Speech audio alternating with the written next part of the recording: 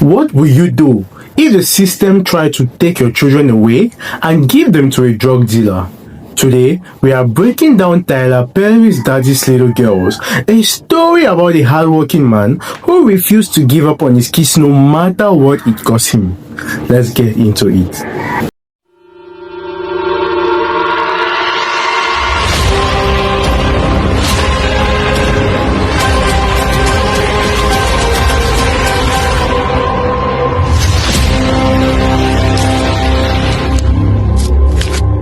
Our story takes place in Edgewood, Atlanta. We meet Monty James, a simple, hardworking car mechanic who works for an older man named Willie.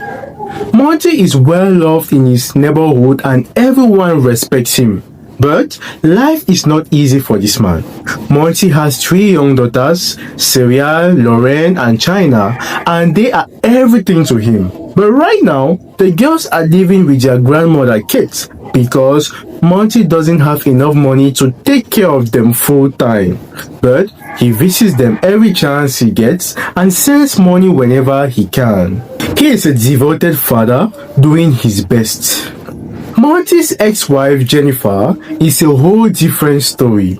She barely shows up for her own children. She's too busy living her life with her boyfriend Joe, a dangerous, controlling drug dealer who has the entire neighborhood scared. Then tragedy strikes. Grandmother Kate gets sick and passes away. Before she dies, she begs Monty to take custody of the girls because she knows Jennifer can't be trusted. But at the funeral, Jennifer shows up with Joe and his crew of thugs.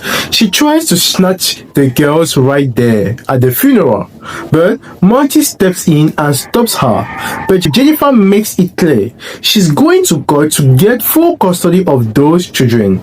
Now this is where the nightmare begins. Monty needs money fast because going to court is expensive. His neighbor Maya hooks him up with a job as a personal driver for a high-powered attorney named Julia Rossmore. Julia is sharp, educated, successful, and very difficult to deal with. She's used to getting what she wants, and she has zero patience for anything less than perfect. She and Monty are complete opposites. He's from the hood, she's from a complete different world.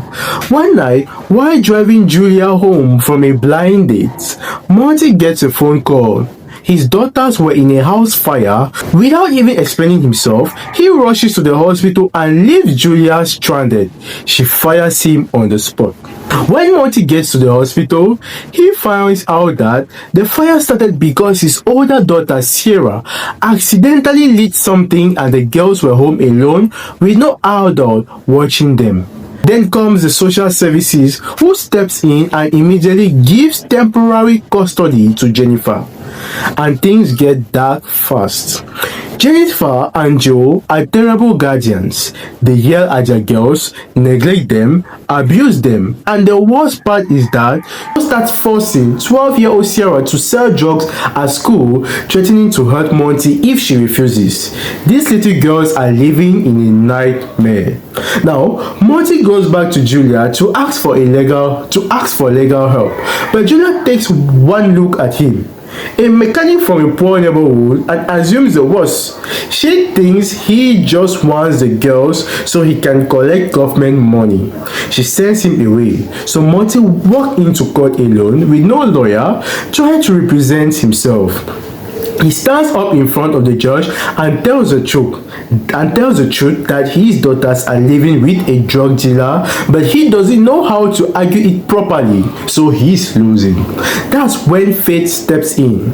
Julia happens to walk past the courtroom and hears Monty struggling. She stops, she listens, and something inside her shifts. She walks in and agrees to represent him for free. From that point, the two of them start spending more time together. Monty takes Julia to a jazz club in his neighborhood for her birthday, and she sees a side of life she's never experienced. Real community, real warmth, real people. Slowly, the walls between them starts to come down and feelings starts to develop between Monty and Julia. But Julia's friends, especially her colleague Brenda, are not happy about it. Brenda pulls Julia aside and basically tells her that Monty is beneath her, that he is not on her level and that she's making a mistake. Just when things seems to be moving forward, the custody hearing takes a shocking turn. Jennifer's lawyer drops a bomb in court, revealing that 16 years ago, Monty was convicted of statutory rape. Julia is blindsided. She feels like Monty lied to her. Without even hearing his side of the story, she drops him as a client and walks out. But here's what actually happened. Monty was falsely convicted back then. A girl's father had him arrested based on a misunderstanding, and Monty was wrongfully punished for something he didn't do. Julia didn't know, and she didn't stick around long enough to find out. So, with no lawyer, no hope, and his daughter still suffering, Monty reaches his breaking point. His girls sneak away and come to his house telling him that Joe has been physically beating them. That night, after his daughters fall asleep, Monty drives out in a fury and crashes his car into Joe and Jennifer's vehicles. He drags Joe out and beats him in the street. Joe starts jump in to attack Monty, but then something incredible happens. The entire neighborhood shows up to fight back. Aunt Rita, really, the neighbors, everyone who was tired of Joe terrorizing the community, they all stand together. It turns out into a near riot before police arrive. So Julia sees the news, report about the incident, and finally learns the truth, that Monty was wrongfully convicted all those years ago. She realizes he abandoned him when he needed her the most, and she rushes to make it right. In court, Jennifer and Joe face drug charges, and neighbor after neighbor testifies against them. The judge sends them both to jail with no chance of bail. Monty is charged with assaulting Joe. But when Julia walks in to defend him and none of the witnesses are willing to testify against Monty, the judge dismisses the entire case. Monty walks out a free man and he now owns Willie Auto Shop. His dream finally comes true. The film closes on a beautiful note. Monty's three daughters, Sarah, Lauren, and China, run to greet him and Julia at the new shop. The whole neighborhood celebrates, and for the first time in a long time, this good man, who never gave up on his children, gets to stand tall with his girls by his side and loved by his side too. And that right there is Daddy's Little Girls, a story about a father who loved his children so much he took on the court a drug dealer and the whole system and won. If this recap got you emotional, slap that like button, subscribe for more movie breakdowns, and drop in the comments what you think about this story.